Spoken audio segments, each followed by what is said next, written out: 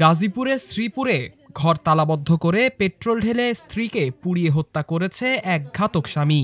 গত ২রা আগস্ট দিবাগত রাত ২:৩০টার দিকে উপজেলার মাওনা ইউনিয়নের ইদ্রবপুর গ্রামে এই ঘটনা ঘটে। নিহত মারুফা আক্তার শ্রীপুরের একটি স্পিনিং মিলের শ্রমিক ছিলেন। তার স্বামী মিজানুর রহমান ওই গ্রামেরই ওষুধ ব্যবসায়ী। পরিবার ও স্থানীয় সূত্রে জানা যায়, আগুন লাগার সময় বাড়ির মূল ফটক ও ঘরের দরজাগুলো তালাবদ্ধ ছিল। আশেপাশের লোকজন চিৎকার শুনে ছুটে এসে তালা ভেঙে আগুন নেভায়। তবে এর আগেই মারুফার পুরো শরীর পুড়ে অঙ্গার হয়ে যায়।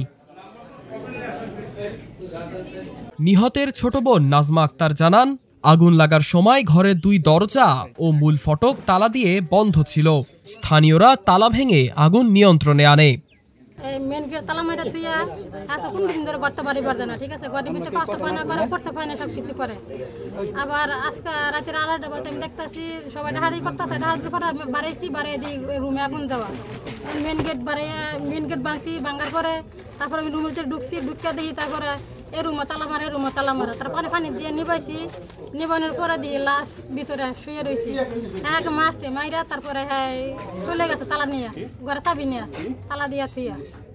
নিহতের ভাই আবু তাহের বলেন, বিয়ের পর থেকেই তাদের মধ্যে দাম্পত্য কলহ চলছিল। গত ১৫ দিন বোনকে বাইরে যেতে দেয়নি মিজানুর।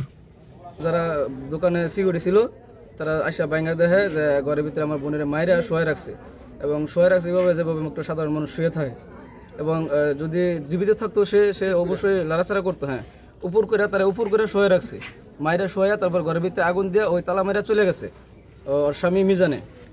এখন আমি ৩টা বাজে এসে দেখি যে এরকম আগুন জ্বলতেছে। স্থানীয় বাসিন্দা নজরুল ইসলাম জানান, দম্পতির মধ্যে দীর্ঘদিন ধরে ঝগড়া চলছিল এবং বিষয়টি নিয়ে একাধিক সালিশ বৈঠকও হয়েছিল।